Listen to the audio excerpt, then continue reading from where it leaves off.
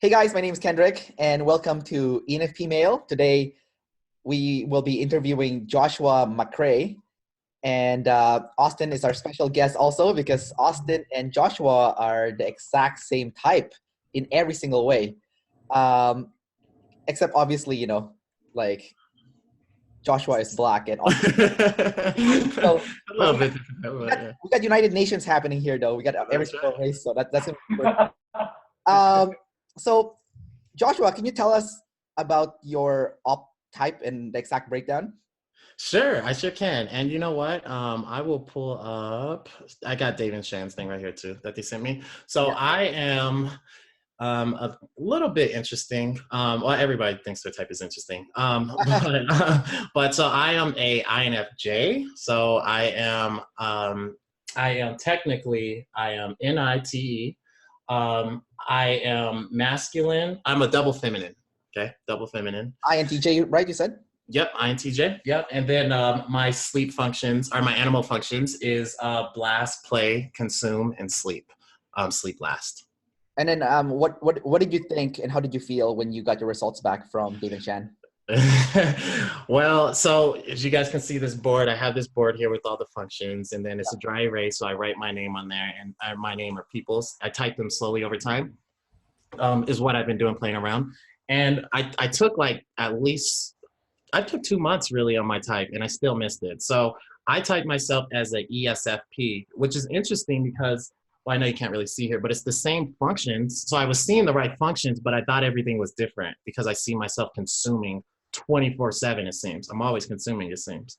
And so that's why it's kind of it's shocking to me that I'm deeming consume because I love consuming. It feels like a savior to me, you know?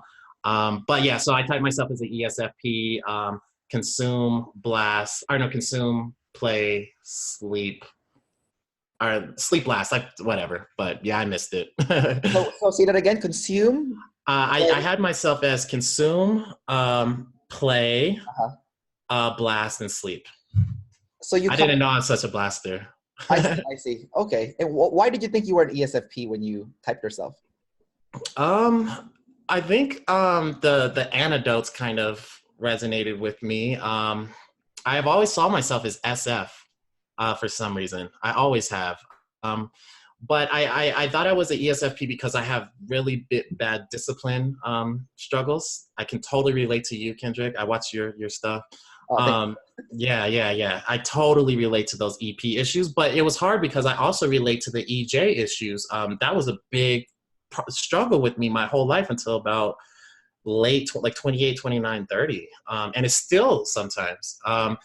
I did not see the IJ controlling at all. And no IJs remind me of me. So I was like, there's no way I'm an IJ because IJs are challenging for me sometimes. And I'm like, oh, it's myself. But they can be challenging, man. Like they could be tough. I'm curious, Austin, how you feel about IJs in general too. Obviously it's stereotype, right? But I feel like our personalities can clash. Obviously there's cool of every type, but yeah, it's just, yeah, hopefully that answers your question a little bit. Did that happen to you too, Austin? Like what Joshua just said? As far as typing myself and then getting it wrong, or as far as IJ thing? The IJ thing, the EJ thing, you know. Yeah, I mean, I identify with tribe and self issues where that feels like almost a greater void than at SE last, right? Um, but yeah, as far as the IJ thing, as far as like control and stuff, like I feel like control for myself is relatively difficult to kind of create systems for myself and routines that consistently leverage and use over time.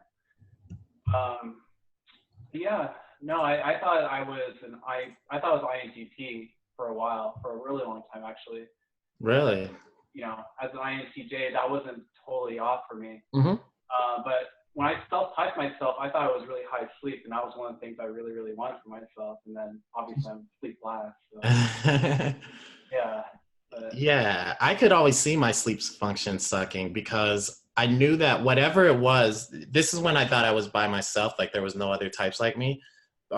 Because I remember thinking, I was like, for some reason, I don't process like people do. I don't like to sit and just think. I have to talk to process. And I know that when I look back on my videos, because I have a YouTube channel too, I talk just like you, Austin, where I'm just like, and then we touch right here to kind of process. Yeah, I do that right now. That's our processing. Yeah. That's when we're trying to rev up some processing power, and we're trying to think in the moment. And we're used to we're used to kind of going with things like filling it out as we go. We're not used to, at least me, I'm not used to thinking prior as much. I just have to do, and then things start becoming clear to me.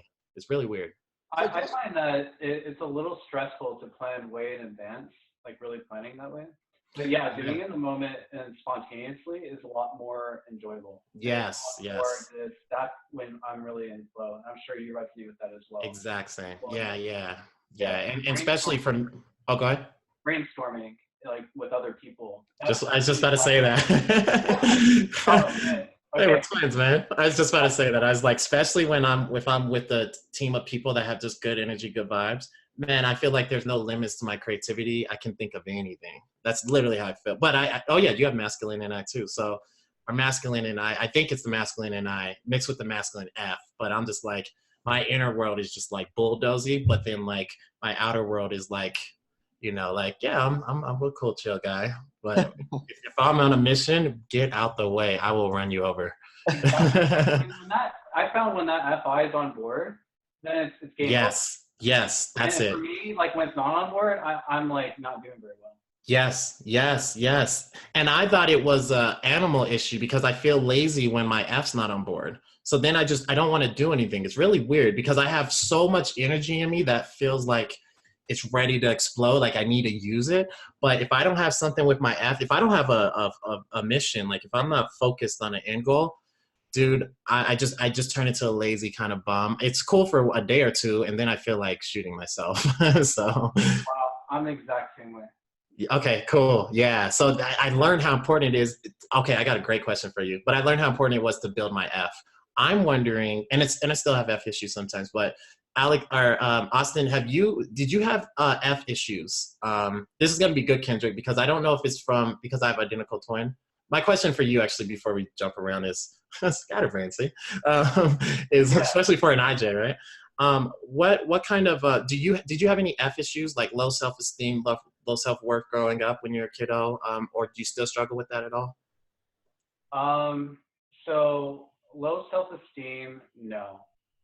Like self-worth, not really. And that actually, I think, stems a lot from my upbringing because I was the only child growing up. Yep. And I was the center of attention with my parents and my grandparents. Yep. I felt like I was always kind of like the hero of my story. Like I don't know, like I was really just, I felt like people kind of looked up to me in a lot of ways, like my cousins, because I was like oldest of my cousins. And then at school, like I did really well in general. So like people were like, always looking up to me as I growing up.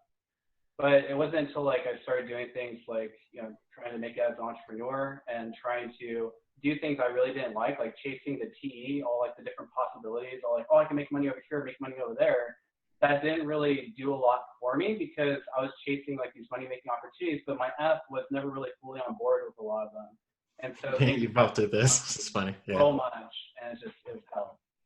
Yeah. And so, no, that's great, Austin. Thanks. Because what I was thinking, man, I don't know. My F was really, really, really low, like starting like as an EJ. But I think it was for a couple of reasons. One, because I have an identical twin. And when we were growing up, he was more the aggressive, like, I guess dominant could be a word, but not really. But he always knew what he wanted. And I was like, sure, I'll go along with that. And so I remember at 24 years old, I just remember because all my religious beliefs were aligned with just his and the families and, and I was like, well, what about me? Like, and things aren't making sense to me. And then, I remember my 24th birthday, because up until then we didn't like drink any alcohol, like nothing, because we grew up really religious. And so then I was like, you know what? F this, no pun intended, right? So I was like, F this, man. Like, I'm gonna go find my own path. And then so I took about 6 years pretty much away from my twin. More than that, maybe somewhere in like 6 to 8 years. Oh, wow. Really, like, not like I'm not gonna talk, but just like not spending time with him, not texting him, not talking much. And I needed that for my F. So I think that that could be why my F started so low. And eventually now I finally feel pretty freaking good most of the time. You kind of had a hard time detaching from that because you Yes. were with him so much, and that was kind of controlling you in a sense, right? Where you feel like Yes, because well, he's making decisions for me, you know, because the extroverted decider, he has an introverted decider, so he's an IP, and so he knows what he, you know, what to do, and I'm just like, sure, I'll support, you know, whatever, and I never made decisions on my own, and so it was I didn't realize that's what was happening, and it got really tough, but wow, yeah, that makes sense. yeah, So and you that's went why it's like through, I feel like an EJ sometimes. Yeah, yeah, Mhm. yeah, I agree. you kind of went on your hero's journey there, like when you took that 6 years away from your twin to kind of like figure yourself out, you know, like understand, Yes. find your own place in the world and whatnot. So how like since you went on that hero's journey of yours, how was that like? Was it hard at first, or what did you go? Well, because if you think of an EJ feeling really uncomfortable going against the tribe, Yeah, it yeah, was that big time. But luckily, I guess I'm a double decider, right? So luckily, I probably had some type of something foundation to kind of pull onto. So I knew I was pissing people off. My family's like, you're selfish, you're this. And that's very hard to hear, especially when you're spending your whole life trying to make everyone happy, doing everything for them. And then eventually, yeah, so then I got used to the feeling of pissing the tribe off and being okay with it. Now I don't really care. I don't care at all, honestly. Like, that's their thing. Like, even if I do feel like a little like like an instant sting, you know, like, ooh, I kind of just, you know, was, you know, pissed off the tribe. And I'm like, meh, well, you know, they'll get over it. And then I just kind of move on. So it doesn't hold me back at all anymore. I'm not afraid to piss off the tribe. So let's segue to this because you're a double decider. So you have a relative balance between self and tribe, especially now that you're older and you have more respect for yourself and you know what works for you, what doesn't work for you, what makes you happy, what doesn't make you happy. Yep. But Dave and Shan oftentimes in the past when I was watching their older videos that they said that double deciders have problems with fear. So can you talk about like times in your life where you let fear kind of get in the way of your happiness or let it get in the way of you producing good work either in business or any other parts of your life? Oh, all the time, man. Well, okay, we could talk about girls approaching girls and stuff. So Yeah, that's fine. that was terrifying for me being when I was younger, man. Really scary because you know your F is low and you don't want it to get damaged anymore. You're scared, you know. You're just like, oh, don't reject me and hurt my F. No, Yeah. you know. But I think what's helped me so much in life is a couple of things. And I'll circle back around, but it's because I've always had objective goals and I've always had passions, things I was super passionate about.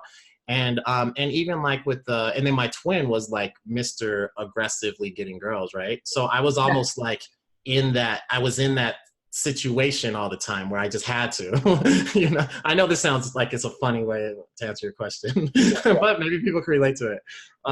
And so eventually I just did it over and over and over and I hated it every time. And I was in sales my whole life and I was terrified of people because my F was so low. So I was in sales the whole time and people would just buy from me. I was at 24 Hour Fitness and people would just buy from me all the time. And I'm like, I'm so nervous. Like, how are you buying from me? And then eventually, like, I just started killing it in sales and I was nervous 100% of the time for like 5-6 years. Every time I tried to talk to someone. Yeah. But I kept selling and I kept getting promoted and promoted. I became a general sales manager and all that. So just getting comfortable with being uncomfortable. That's the biggest thing. I like that, man. Like you didn't try to not be nervous or anxious. You just kind of just went with it. Like you accepted that yes, you're an anxious person, you're a nervous person. You know, so what? So what? It doesn't stop you from, you know, getting your performance, getting that result that you were looking for. That's right. Gotta get it done, man. Gotta get it done somehow. And I really respect all the grind that you went through. That's awesome, man. Oh, thanks, man. Yeah, That's I appreciate that. I completely relate to that too because I used to work in the commercial gym and fitness, and I had to make sales too. And That's right. I remember that. people overlooked me a lot of times, and you know, I was like, because I was short and I didn't look jackass like the other guys, and you know, but I was still selling, you know, just being nice to people and stuff. So yeah. I completely relate to your experience.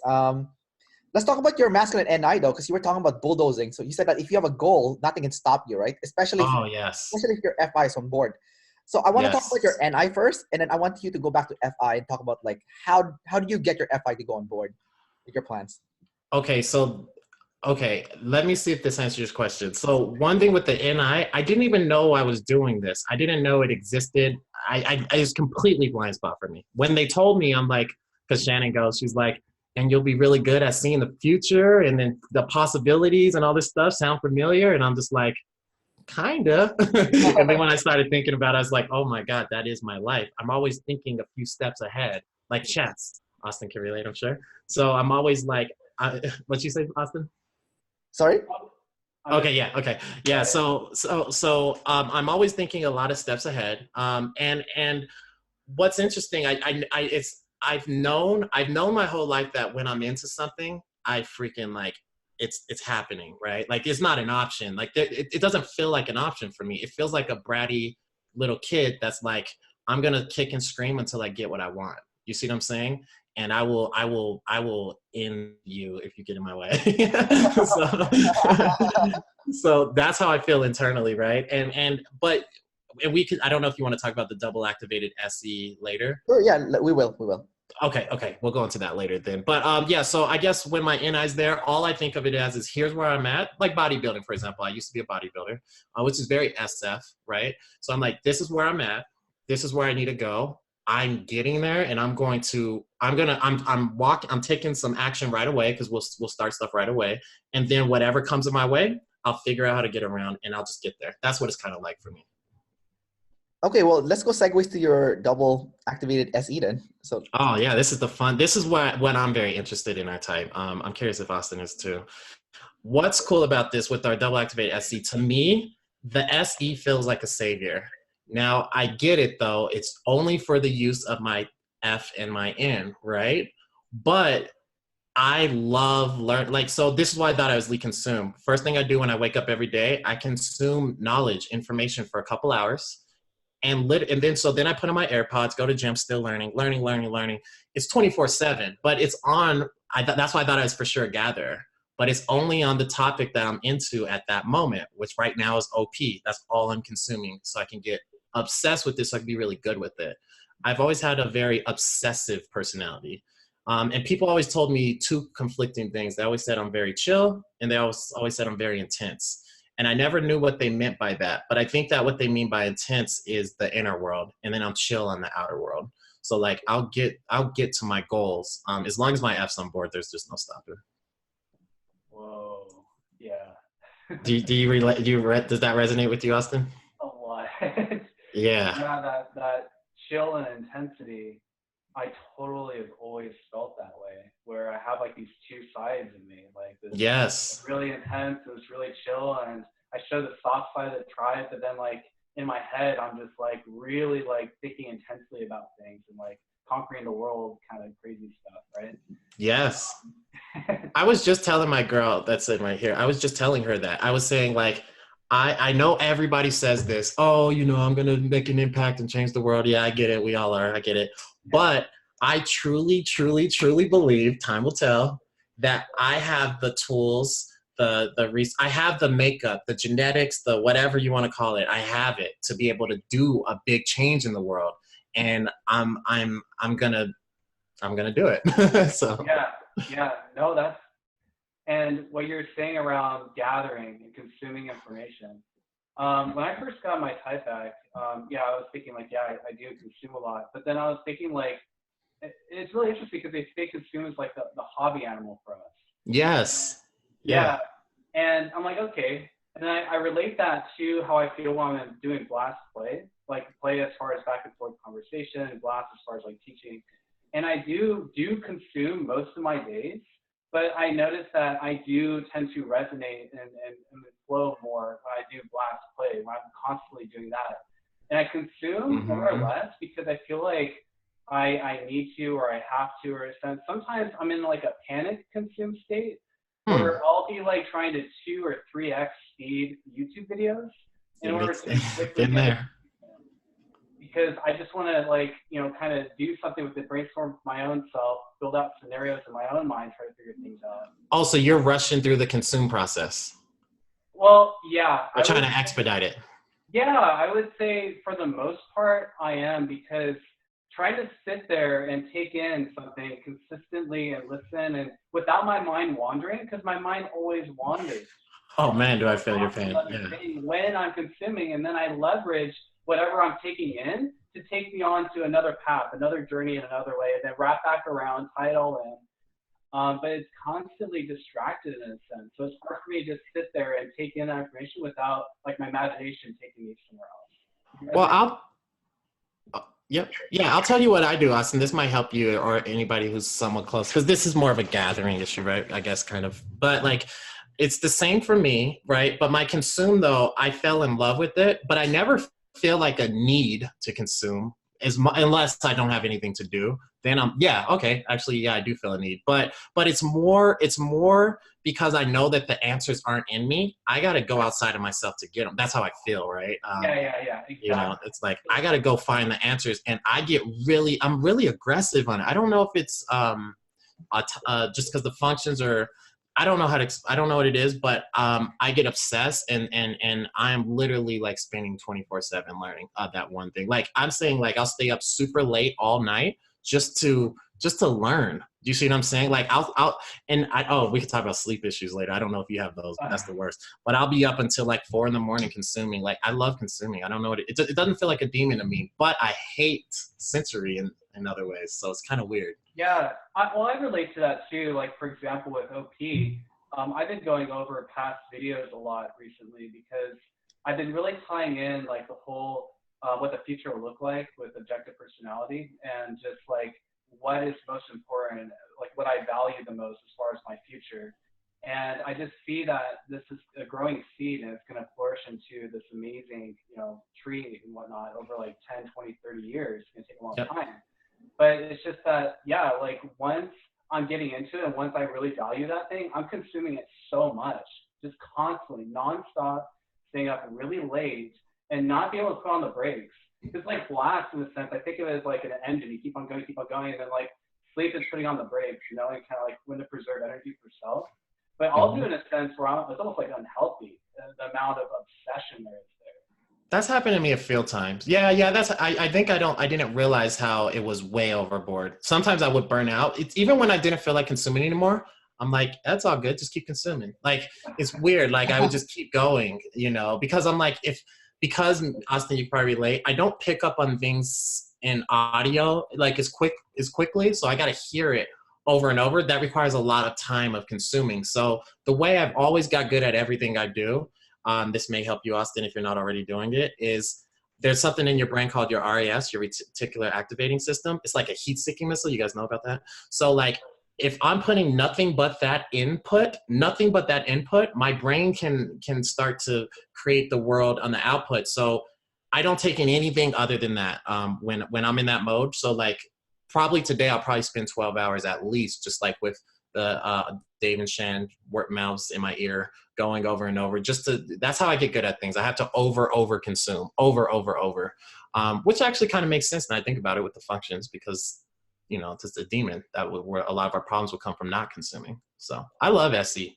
Are you talking about going over the same information over and over again, or going over like newer information and the same? That's funny you say that, because I feel organized and gather in me. So it's the same information but different videos. But with the same from Dave and Shan though. I'm not learning from all the other stuff as much. Like that's very small because I don't want to confuse it. So for example, there's like 5 videos on EJs. So I'll just kind of keep going back around those. And then usually I get too bored. So then I have to jump to another topic. You can relate to, Kendrick. Yeah, of course. But same thing. So hopefully that kind of explains kind of what my thought process is. Yeah, well, it's because you're almost trying to like figure out the piece of the puzzle, right? Like you have a certain amount of pieces and you're trying to fill in all the voids. Yes. You go over like all that within one specific topic to try to fill in those voids. And sometimes, even like at least for me, my imagination will piece things together in a unique way. Yep. Where it's like new information that I didn't necessarily take in from somewhere else, but it's like I figured it out in my head where that it just created like a new connection for me. And then I can actually build off of that, scaffold off that new connection, and then I can work off of that and go in another direction somewhere else. 100%. Yeah. Okay. And focus can be hard for us. We feel like gatherers, man, you know? Yeah. I'm gathering a lot. Yeah. Yeah. It feels like that because it's hard to focus on one thing. We get bored. At least I can just speak for me. I get bored really fast. And then I'm in la la land. That's why meditation has been so helpful for me, because you teach your brain how to, as soon as it's going in a story, daydreaming, come back to your breath. As soon as it's going, and that repetition, it's not like you're trying to feel something during meditation. It's the repetition of doing that. It helps you be able to not get distracted when you're trying to do everything else in life. Yeah. Oh man, Joshua, that's good stuff. So first of all, it sounds like you are, engaging in your sleep by meditating, number one, because that's your demon animal, you could say, your fourth demon animal. Mm-hmm. And it seems like you also discovered your NF, because like you were talking about changing the world, right? And that's like a very NF concept there. And, you talked about really believe strongly that you can change the world. And that's such an NF belief, right? To Yeah. And it's also kind of tribe over self, because I just want to help people so much. I feel like a strong desire to like be able to help people. I don't know why. I've always been that way. And because your FI and your NI is masculine, right? It's like you strongly believe in that future that you can produce for the world, because you're doing it for the tribe essentially. So let's talk about the tribe then, because this is something that you overuse, right? So let's talk about that. So how does your feminine TE manifest in your life? How do you use it, and does it get in? Is it something that has helped you more, or has messed you up more? Oh, it's helped so much. Oh yeah. No, one thing I noticed is I was always good at, connecting with people fast. I know that's an EJ kind of thing, right? I can connect with people fast. They can understand me quick. I can kind of look into this is controlling, I guess, because like I can kind of shift their moods and stuff, I feel, right? Like I can kind of sense where it's so hard explaining words. Austin probably can relate, but like, so with tribe over self, that has been, or with the feminine TE, so people might think like I'm homosexual sometimes, because like my hands, like, whatever, that's associated, because it's double, isn't it double? Wouldn't it be double activated T? Would that be double activated too, or just the SE? Okay, double activated TE, okay. So I think that's part of it, right? But and I don't care about that. I don't care. What do I care? It doesn't change my life, affect my life, But other than, that's not even a bad thing, I would say. So other than that, though, it's helped me so much. I can connect with people. I can help people. I can understand people. The outer world, the outer game is really comfy for me. Now that my F is built up better, then I just started taking off. But when my F was low, I was just terrified, social anxiety, a lot of fear, terrified of the tribe. I always looked at people, they seemed way more confident and comfortable, and I seemed scared, like I felt scared, I didn't really understand it. But yeah, I think it's just from my upbringing. Does that answer the question? I know that's kind of like, but does that kind of answer the question? It did. It answered the question. I do have a follow-up question for that though. So because your TE is feminine, I have feminine TE also. And I tend to notice that I need to get advice on people on how to execute my plan. Like I might know what I want to do, but in terms of like the exact steps I want to execute my plan, I'm a little bit more insecure about that. And I wonder if that's from feminine TE. Like I have a plan of action, but I don't feel confident that if this is the right move. I would say this. Yeah. I know exactly what you're talking about. I did feel that way. But eventually I just said, you know what? If you either win or you learn, right? So I'm like, the only way I quit looking at failure and all that as a bad thing at all. I look at it as a good thing. So now my brain says, you want to fail as fast as you can, as often as you can. Because if you can do 5 years of mistakes in 2 weeks, yeah, you have a rough 2 weeks. After that, you're killing it. You see what I'm saying? So, and I find that everybody's in their heads. Everybody's like, oh, obviously I can say this because I'm blast first, but I'm just like, just go out and do, dude. Because as soon as you start doing stuff, you sweat out the fear. There is no fear. The remedy for fear is taking action. Just go do something. Take action. Just take some steps. Do you see what I'm saying? Then you can freaking hit your goal. So that's, and then you'll get momentum, and then you're cooking with gas. So that's always been my thing. As soon as I feel the fear, I shut my brain off and just go. And that's why I do things to build sorry, I know I'm jumpy, but like I do things like I take cold showers every day. which sucks. Like I do things to keep my mind strong so that it's like, it tells my brain, it's like, you don't feel like this, I don't care. Like it's happening. And doing that repetition over and over got me out of that so fast. But you'll get out of it fast, you will. Man, that is such a good advice. Like, what if you can fail in 2 weeks instead of waiting 5 years to make all the things? Yes, because everybody's so scared. They're failing over 10 years period and go out of business. It's like, dude, just don't worry about what people think and all that, man. Just get those failures out the way, and now you're cooking with gas, because nothing is more information dense than failure, than taking action, right? Nothing is more, only action matters, period. It's just action. Action's the only thing that matters, man. So you are so inspirational. That's so good. That's like really like big NF talk there too. Like that's kind of yeah. And when I got my type back from Dave was saying, I can't remember his exact words, especially because we have problems with the memory stuff. But that's why I have to oversaturate too, because I know my memory sucks. So I just go over and over and over until it's second nature. That's my strategy of learning. But Dave was saying that everything I've been doing is in the SF world. So my SF has been getting built this whole time, like since I was a kid, really. So that's been helping the SF, right? And then my NT is like, that's who I really am. I'm really the nerd who kind of figured out how to get girls and be cool and all this stuff, you know what I'm saying? Deep down. And I got really good at it, man. And I thought it was me. And so, because it feels so natural, I didn't realize subconsciously I was studying the way people respond to these people. And I was studying all these things, and it just became me. It's just like, it becomes you, especially when your F is kind of low, maybe. I don't know if that's the case, but like, I'm like, that's me. And then, so I could have swore I was SF. Yeah, very weird. Wow. What was that like when your FI was extremely low? You know, like and how did you build up to it? Well, I've always had a goal, which has helped. That's helped a lot because I know where I'm going, but I never spend any time in the inner world. The inner world's a dark, scary place for me. So, okay, I don't know if this is appropriate to say. I don't think it's a big deal. It's legal, nothing illegal. Okay. Yep. But one thing that's helped me build my inner world, I'm not suggesting this for anybody, I'm just telling you what worked for me, was marijuana a little bit. Not all day, none of that. I got grown-up stuff to do. I can't just sit around getting high, right? But before bed, I would do like 1 or 2 like hits, whatever. But what that would do is I realized that would give me anxiety, right?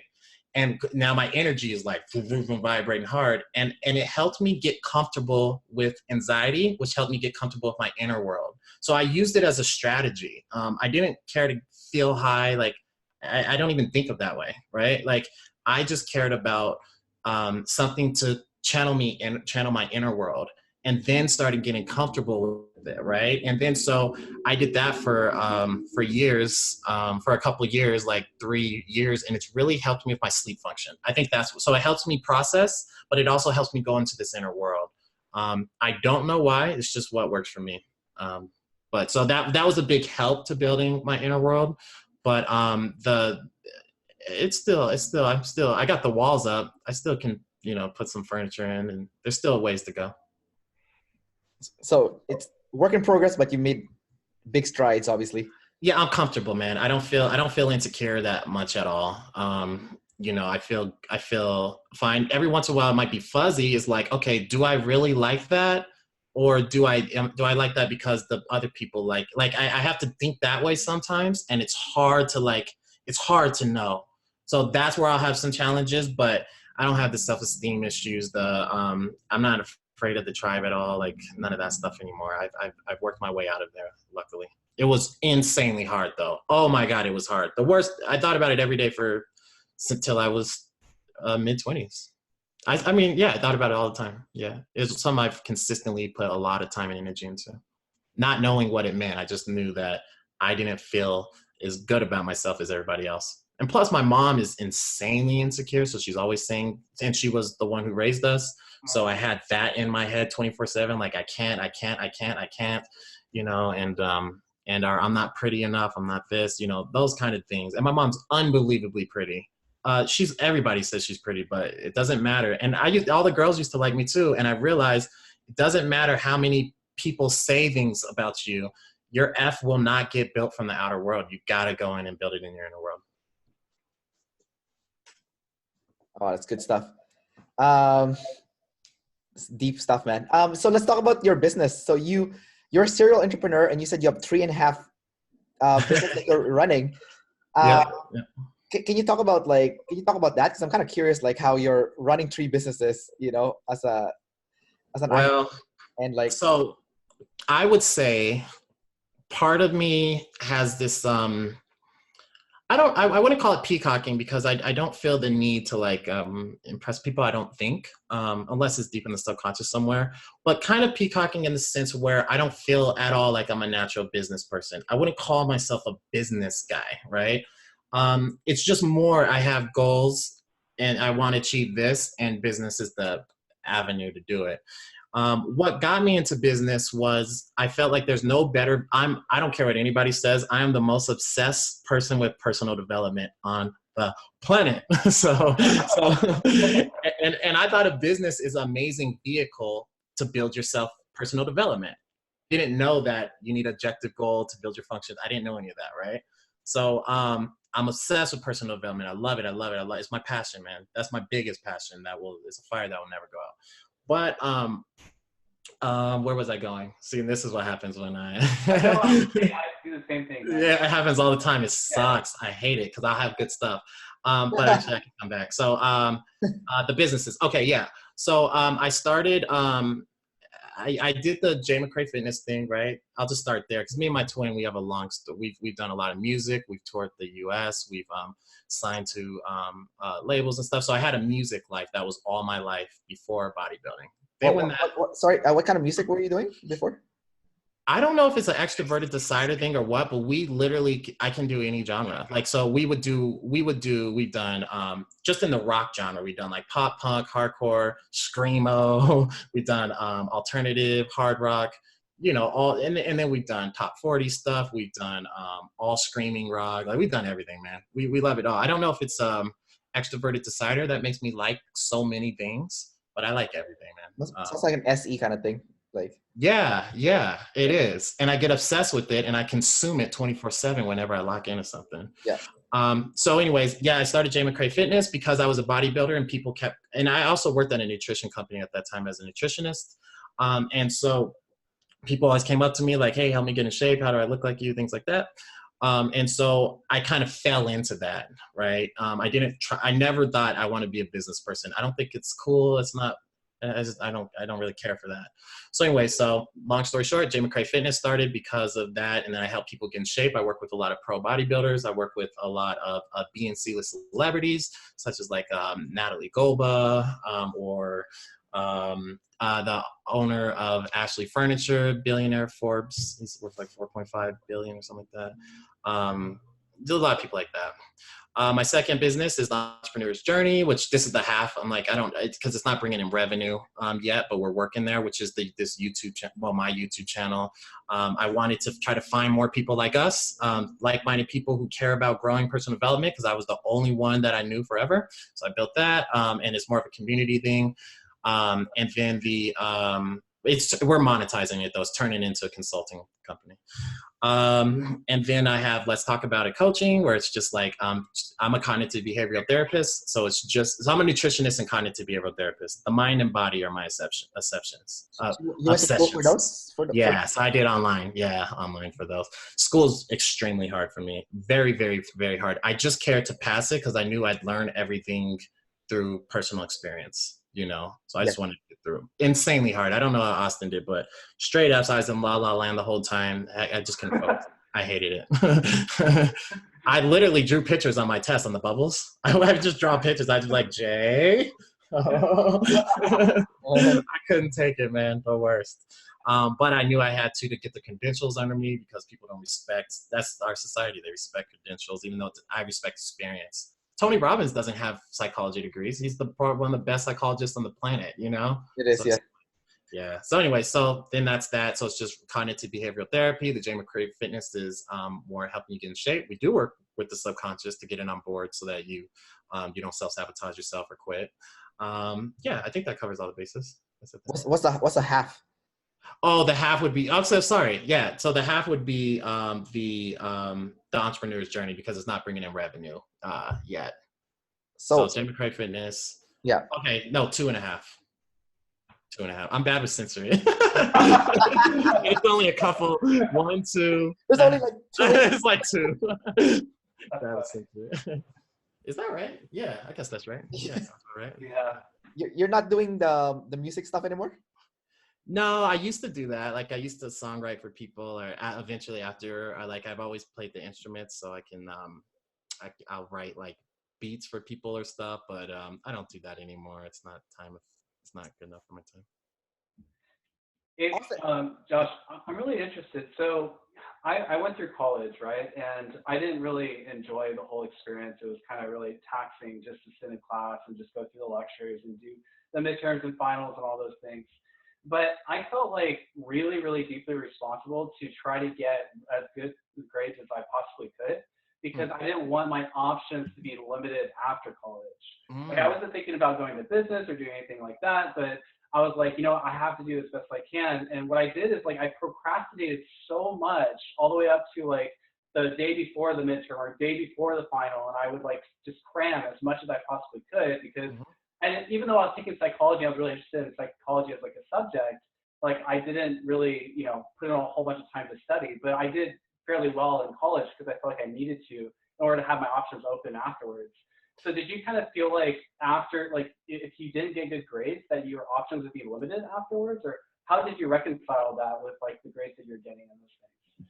That's amazing you said that, and I'll tell you why. Because I did not have that experience. I think my family didn't care that much. A single mom, she couldn't beat me up. Like, so, I'm just gonna do whatever I feel like right now, and that's gonna be that. But but what's interesting you said that though is because I have that extremely. So back there it says, well, discipline weighs tons out, and regrets weigh. I know discipline weighs ounces, regrets weighs tons. But it also says right above. Oh, never mind. I didn't need to bring that up now. But right above it, now you can see how I'm always processing out loud. But the being deprived, right? The fear of being deprived is really big for us. I don't know where it comes from. Kendrick, one of you guys might know. I don't know what function that is, but like when I feel deprived, like I don't have options, I freak out a little bit, which is why I thought I was for sure a gather. I was like, there's no way I'm an organizer. Do you know where that comes from, guys? Either one of you guys? Well, the need for freedom? Yeah. Or options? Yeah, options, freedom, not being deprived. Austin can go first. I need to sleep process this. Well, the way I kind of see it is that, we have an ego in a sense, right? We want to express ourselves in different ways, like in the future. And so when we don't have those outlets, or we feel like those are sort of depleted, then it's like it's a lack of self-expression, it's a lack of, sort of being who we are in a sense. So in my mind, at least, I think everyone would go through that. At least. Oh, okay. Where it's just because, not everyone's thinking about the future like us, right? But it's like you want to not have ego death. And to me, that's ego death, like not having those things, at least if I'm okay. Because my F gets really powerful when that happens. Then I start becoming aggressive. So that would make sense with the F and the ego. It's a threat to our ego, our self, the concept of self. Right? Oh, okay. I thought it was because it's weird because you guys know my stack. Well, obviously Austin does for sure. Pretty well. But like it feels like my inner world is EJ, my outer world is IP, but my intentions is IJ. My inner world is EJ, my outer world is EP. I have all these EP issues. So I have the EJ issues, I have the EP issues, and I kind of have the IJ issues. But the IJ issues are easier for me to move around because my double activated SC maybe. I don't feel like control is that important to me. I'm sure I do it in my own way subconsciously, but everybody feels comfortable and free around me, I think. Actually, I'm probably much more controlling than I realize. But as far as I can tell, man, nobody's ever told me you're controlling. And I think it's just our type with the way our type's set up, because we're the most extroverted. We're the glass lizards, so we're the most extroverted you can get as an IJ. Next to maybe play first, if that's even possible. I don't know. Yeah, I think I relate to what you're saying with the IJ. I think that's maybe unconscious, but we're so movable with the outside world. I think that at least in my mind, I live by the model of like having a win-win situation with everyone around you and being that leader, right? That people can rely on you, creating leaders around you. Mm-hmm. It's very like you're creating a controlled sort of environment. You're right. You're orchestrating it, but it's like That's true. you're not forcing the control on others. Yes. That's it. Bingo. Yeah.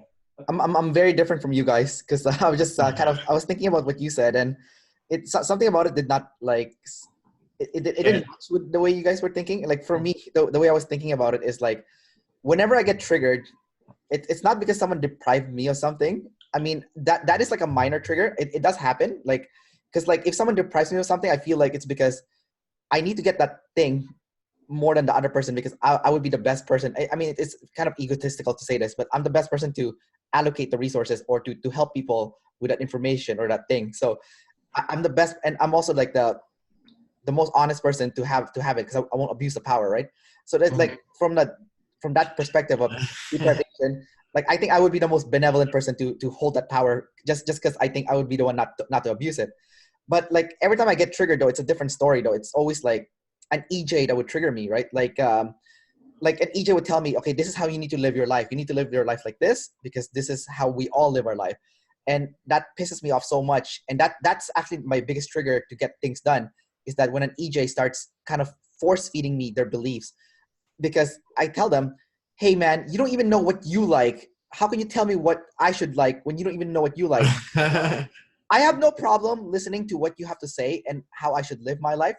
Only if you can tell me how you should live your life, not because someone else told you, but because it came from inside you. Because you figured it out, yeah. Yeah, so if you can tell me that, hey man, I'm more than happy to listen to you.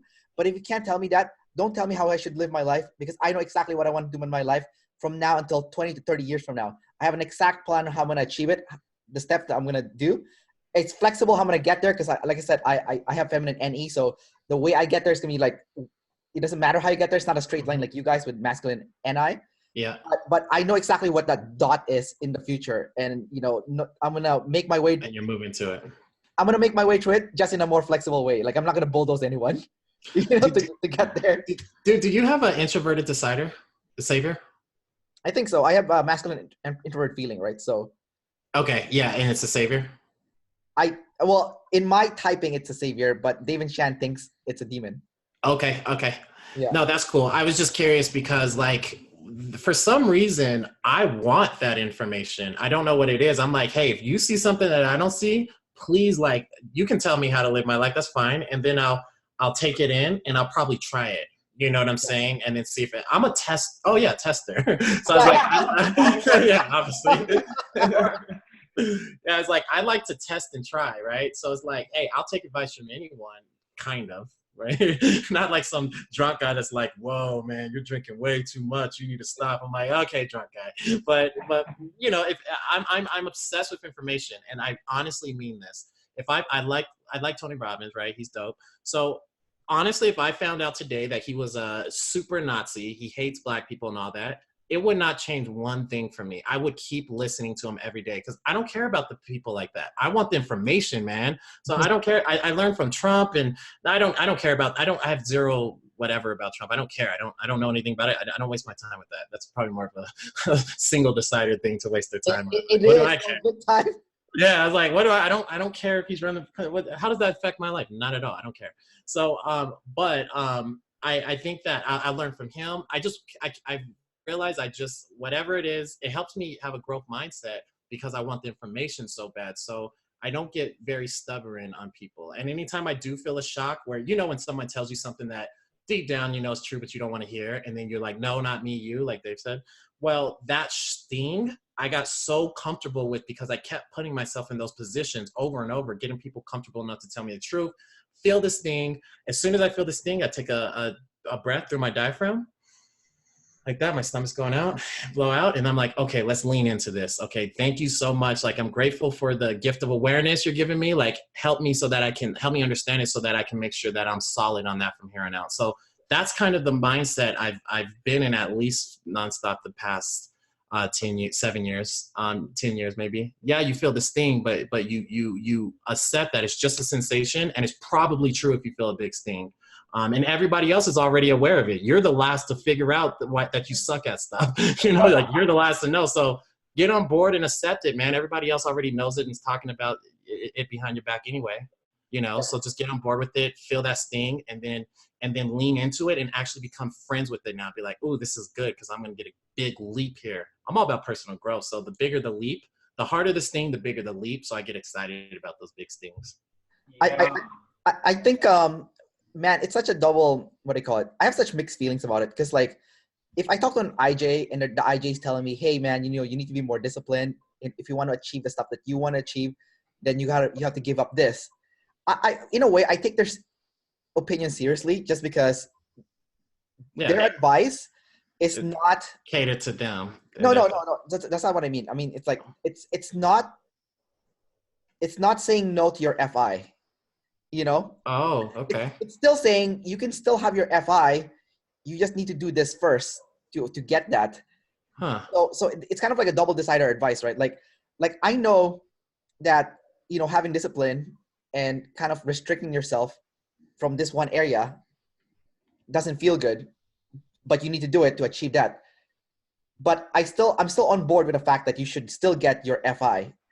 It's just that you need to take a different path than what you're taking right now, because what you're taking right now is just self-destructive. So I'm like, okay, that makes perfect sense, and I can still use my FI. It'll take me longer to appease my what I want authentically inside, and I still have to restrict myself, you know, from chaos and overgathering or whatever, so I can build, right? Because build's my issue, right? Like building is my biggest life problem.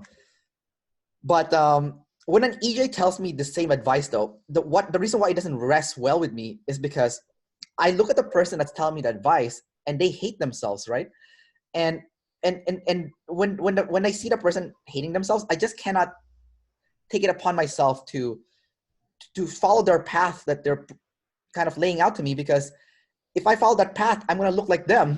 That's how I feel about personal trainers that are like super fat. I'm like, well, dude, you know, I get you might have knowledge in your head, but don't look like you're living that life, man. You know, yeah. But the thing about that, Kendrick, is what's interesting is I agree with that, but I don't do that much. So I'm like 75%, like hear them out, take it in strong consideration. Even if I see that, even if I feel like their life is screwed up, there might be some gems in there.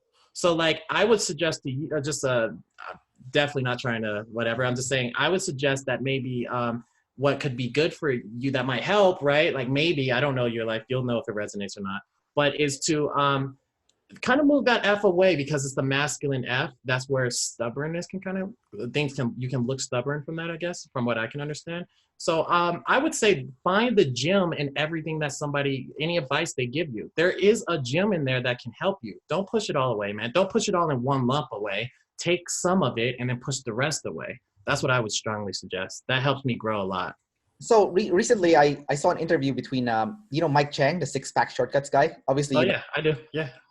So, you know, he disappeared right after he sold his company. He did. So he did an interview that I watched recently, because he came back to social media again. And basically he took some shrooms and he realized that he hated his life and he hated himself. Oh, jeez. Hello. Like, that gets you in that inner world. You'll figure it out. Like, you know. Well, he's an ENTJ, right? From what I can see, he's an ENTJ at least. And, you know, he said that he was a big time control freak. So from what I can see, he was probably like a TENI kind of ENTJ. And then he probably had sleep last. And then when he took that mushrooms, he kind of had like a, you know, 180-degree turn, and he started talking like an NF, like talking about self-love and happiness and like. Oh, really? And it was doing meditation and it was so weird, right? Because he was this like hardcore, like only what you can see is what matters. That's why, you know, I'm always making my videos with no shirt on, you know, six-pack shortcuts, all that shit, right?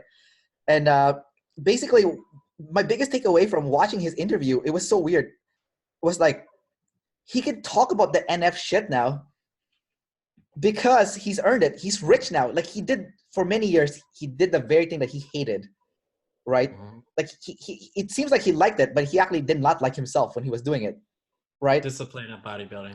That helps you like things you don't like. And building the business, right? Like he ran that six-pack shortcut thing, and he was doing a lot of things that he probably hated.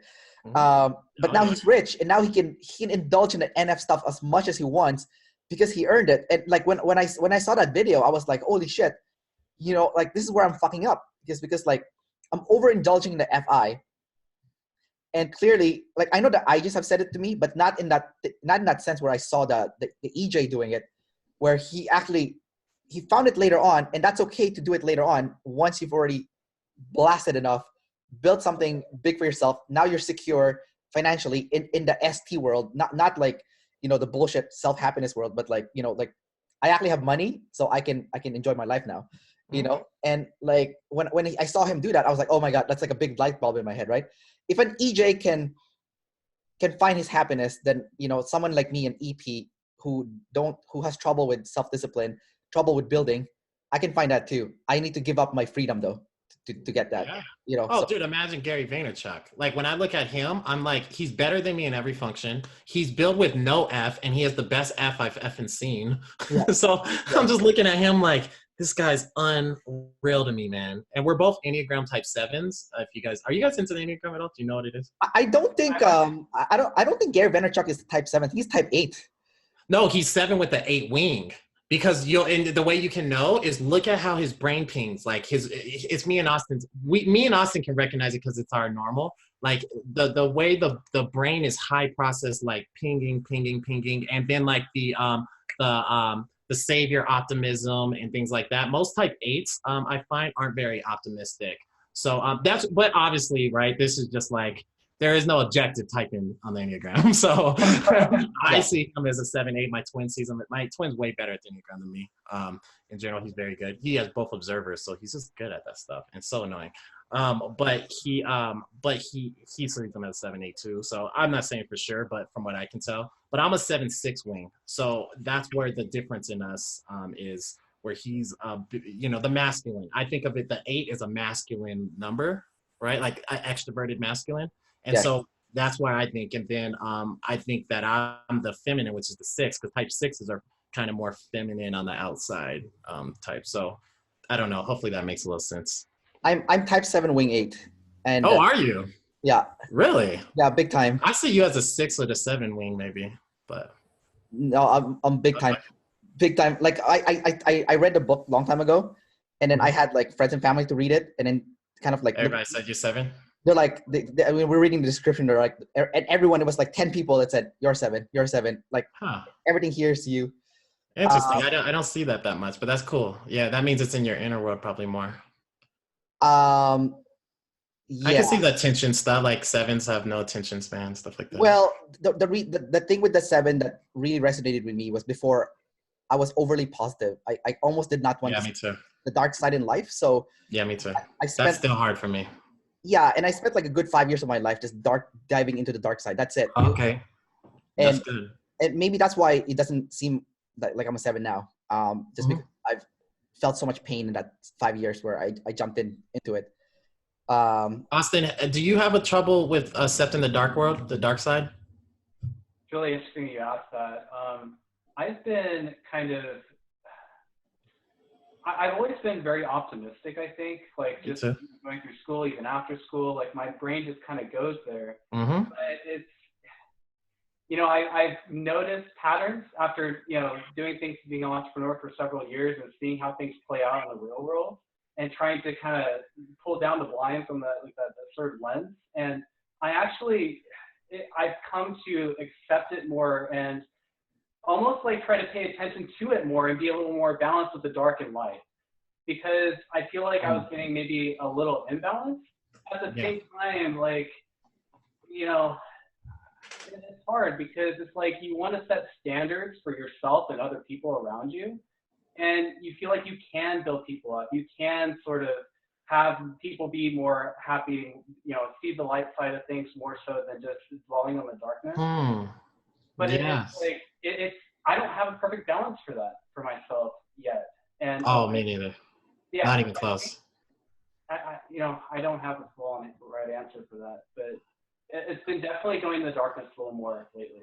Well, for me, here's my strategy, because I haven't built that yet. And here's my strategy is I'm just going to consume like everything that I think is awesome. I'm going to go and research and consume why it's the worst, suckiest thing ever, which is very hard, especially when your F is attached to the information, right? So like our F is like, this information is where I'm putting my stake in the ground and I'm building my identity on. It's like we build our identity on the information. At least I do.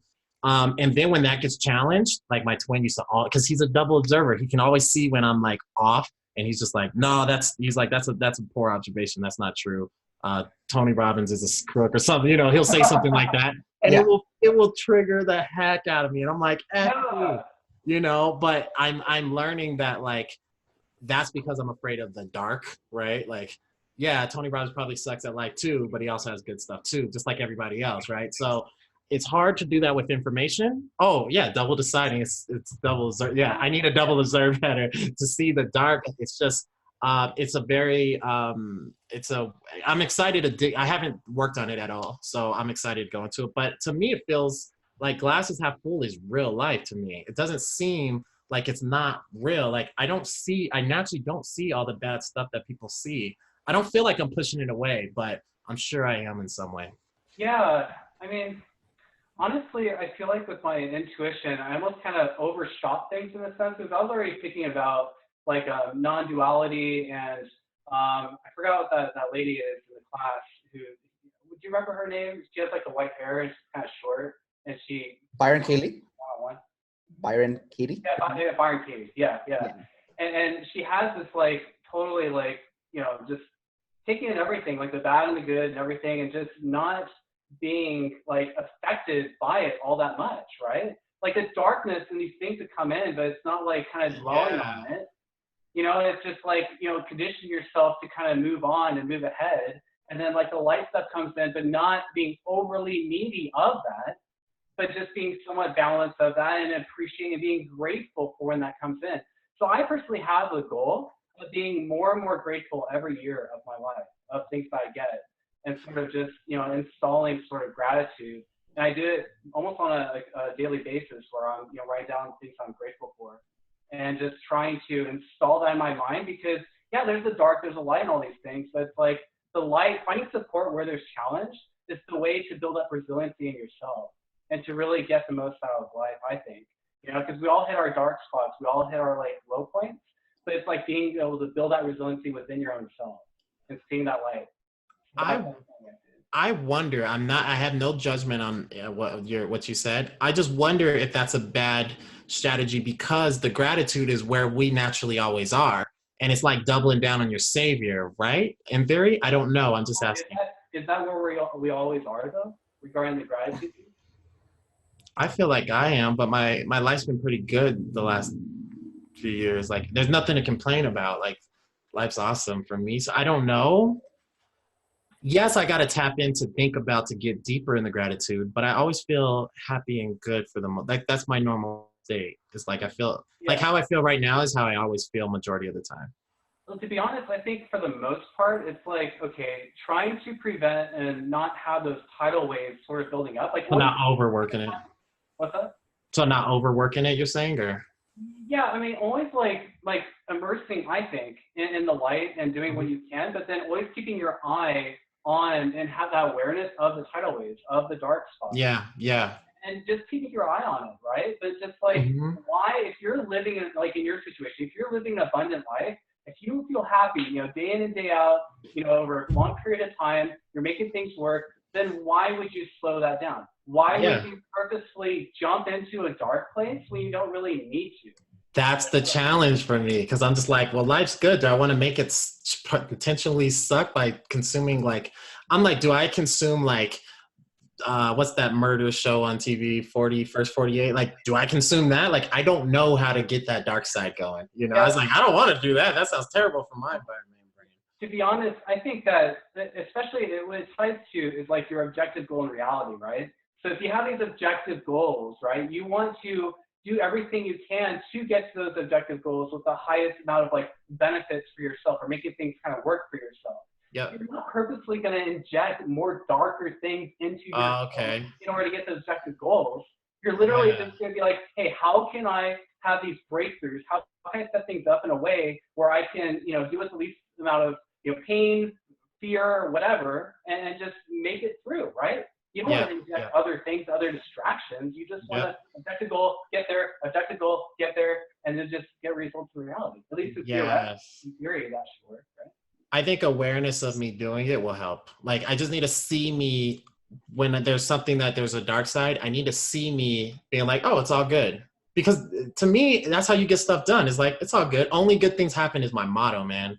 Like whatever happens, like things happen for us, not to us, right? So I'm like, this is for me. So let me figure out what to do with it. That's kind of how I think. So I don't know if that's darkness or not. I don't know. I'll think about it later. I don't want to spend too much time on that. Sorry, Kendrick. I know we're kind of it's okay. Yeah. All right, guys. So we're gonna wrap up the interview pretty soon. So I just have like 2 final questions for you, Joshua. So Joshua and Austin, did you guys learn a lot from each other, like talking to your mirror? Like what was both your biggest takeaway from Dude, like? It's cool. Sorry, man. I'm blasty. I'm just cutting you off. I know. That's when I'm in a good place, though. That's when I feel good. It's like, yeah. That's when my animal functions are flying. But I thought it was so cool because he said things that only me and him could fully understand. You see what I'm saying? And Yeah. I get what he means when he's saying things, even if it's not coming clear to the audience or to you or whatever. I totally understand what he means. And it's cool. The reason I was excited to meet Austin and Raja too is because we're so there's this fuzzy world that we're trying to figure out. We're trying to figure out, and every time he's processing and figuring this stuff out, and I'm processing figuring some stuff out over here, and we can kind of help each other because we have all the same problems, right? So we can kind of help each other kind of piece in the gaps. Like, oh, dude, I went through that for 5 years straight. Or whatever. Like, for example, me pissing off the tribe for literally like 10 years straight. I did not care. I pissed off everybody. And so I could give advice on that, so it's been really helpful to kind of see what he's going through. And it feels good to know that all the uncomfortable energy, like I feel like a big bundle of energy that can't get expressed. It feels good to have somebody that can completely relate, that's feeling the exact same way you feel and things like that. It's pretty cool. What about you, Austin? Did you learn anything talking to your twin? Yeah, well, I just think that typology and talking with Joshua is really, really helpful in general because it just helps with intellectual support as well as emotional support. Like, when he's talking about his struggles in the past, I'm like, whoa, I relate a lot to a lot of things he's saying. And then as far as when he's going on his tangents, as far as talking about like Tehran, self-help, like we have similar interests. Mm-hmm. But it's like it's liberating. It's freeing in a sense where you don't feel alone. Yes. And that is so powerful. Like I'm just so excited for the future, for when other people are able to experience this at scale because it's going to happen. And I want it to happen, right? Because this is such a great experience. It is, man. And one last quick thing I would say on that is that when I find my type, I've been working on myself really intentionally, really aggressively for a lot of years, right? And when everybody of my type I find, I hope you guys are doing the same thing, like because I feel like I've learned so much stuff that can help people, right? And obviously everybody probably feels that way, but like, so with you guys being my type, Austin, I'm depending on you to crush it at life, do all the things you don't want to do, like fight, because the more better you get, the more we can help each other. Like all the things I've learned, dude, all this life, I'm going to just dump on you. And then you do vice versa so that we can it's like compounding. It's joining forces that 10x's itself. And then you create this huge momentum. So like me, you, and Raja, like I think we should get a group of all of our types, like closest to our types, even just me and you and whoever's exactly us, but we should meet like once a month or once a week or something just to kind of help each other and get that information to each other. Information, baby. Yeah, no, I think like with other potential INTJs, like, Lindsay, Raja, you, me, as long as they're close to us, like with the extroverts, and because we other IJs, I don't connect with them. I don't feel like them. You don't connect with other INTJs though, or have you? I don't know any other INTJs. I guess I'm just thinking IJ in general, like the standard IJ. I don't even relate to at all. I feel, but I'm sure I do on a deep, obviously the control. But you guys should bring in Otim because Otim is also a double activated SE. INFJ though, but okay. Yeah, he's very similar to you guys. Like I saw that one with you two, with Austin and him, right? That guy, the black guy.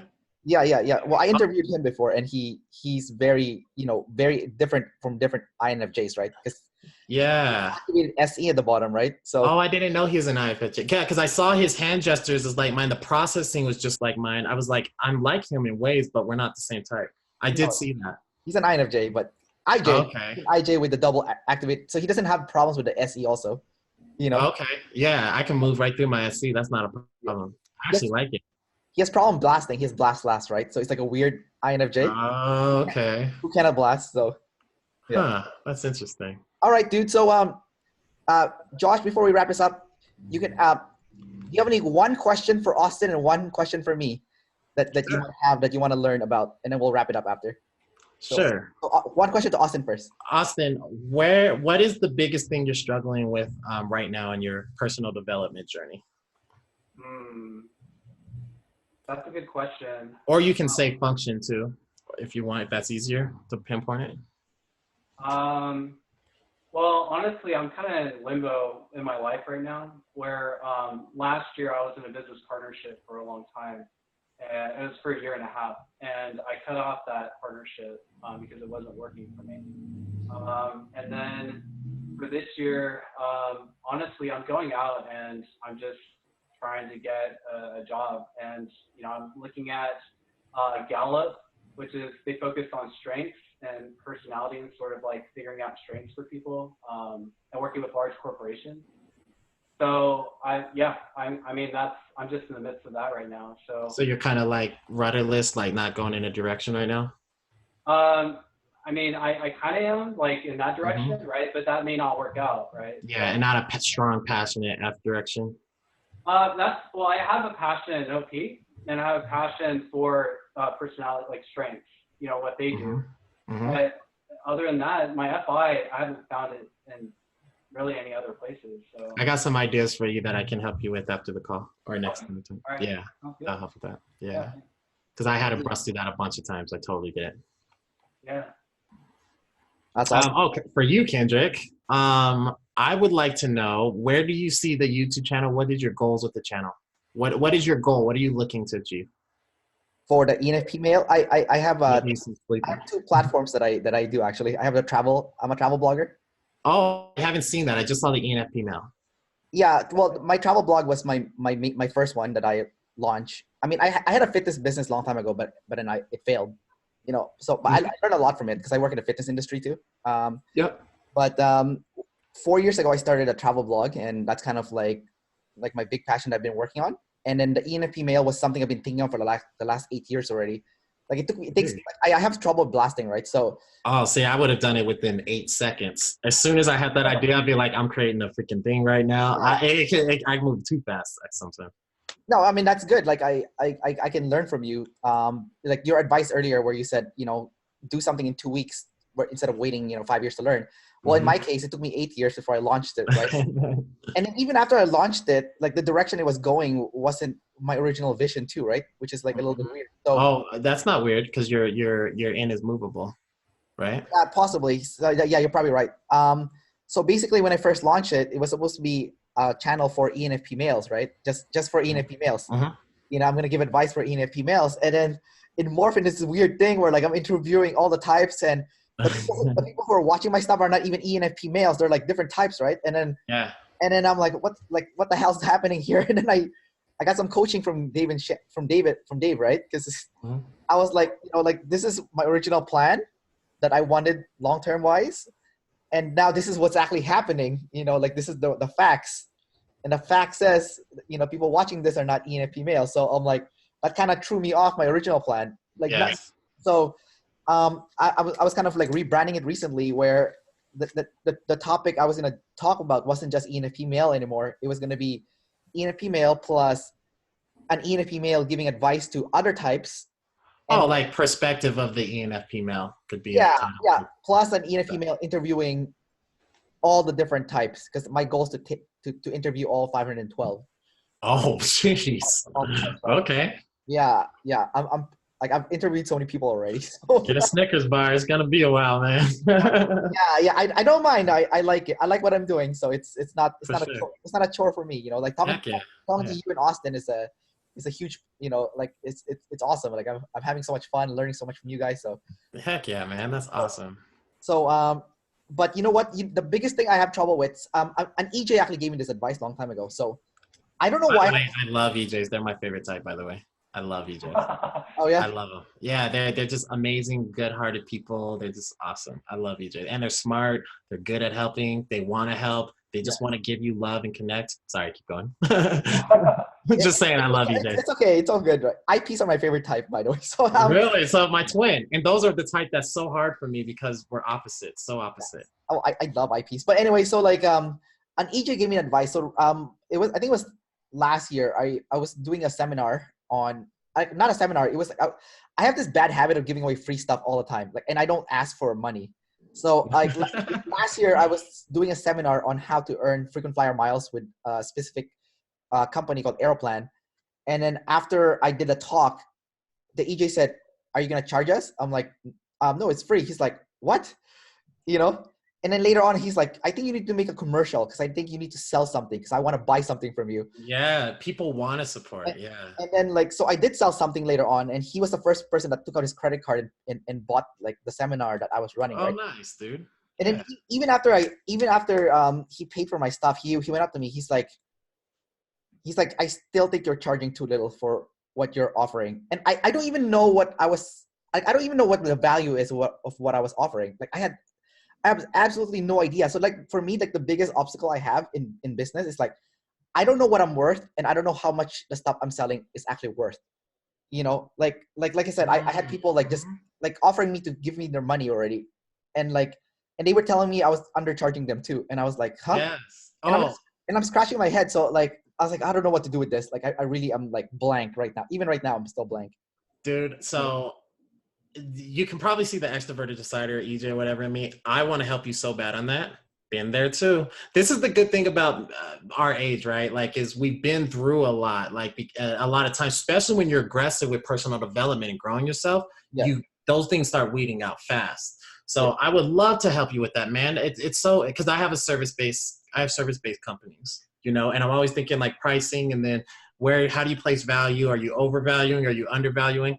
Totally. If you want my 2 cents on that, then offline, I'm totally happy to help you with that, because I've done it for a lot of companies already now. So even when I was a regular employee, I was doing it. So yeah. I'll be able to help you. Well, we'll definitely talk later then. Sure, dude. Yeah, absolutely, man. I love helping, man. So like anything that I've learned, like I don't obviously like, you know, I don't feel like I know everything at all. I'm not even close, especially single observer. I'm realizing how much I don't know. But with things like that, I love helping. So never, both of you guys or whoever's watching, like you guys feel free to like, if you feel like I'll be able to help with some way, like feel free to message me. Don't feel like a burden or a nuisance. Please don't. I'm happy to help. As soon as I get free time, I'll go through my messages and help. All right, Joshua, thanks again for coming today to do the interview. I'm happy that you reached out to me. And yes. I love your channel, man. And I just want to tell you, thank you for the content, because it's really helping. It's helping with the OP, like to be able to see, like it makes it real. And I love your interview with Dave, and I just think you're doing awesome work, and I'm really proud of you, man. Just keep focused, you know, in the right direction, and make sure you get there. And I think really good things is going to come from you and your channel. I really dig it a lot. So good work, man. All right, thanks a lot, Joshua. And Austin, man, always a pleasure to chill with you, talk to you, man. You know. Yeah. Yeah. Right when I spoke to Austin the first time, I was like, this guy's gonna be a good friend of mine. And I was like, and then my second question is like, where can I find more of his type? That's what I'm talking about. Yeah, because I was like, oh man, I click with these kinds. This type I click, because I need to find more. That's awesome, man. Yeah. Oh, and we'll talk about it in the next call, because I was gonna ask about. Yeah, we'll talk about it in the next call. What's it quick? Well, I was gonna ask about the I would have been bringing up a whole new. It's all right. The call would probably go on 10, 20 more minutes. So. Okay. All right, thanks guys. So I'm gonna hit the pause button now. So I'll just say goodbye to the audience and see you guys. Thank you guys so much. Yeah.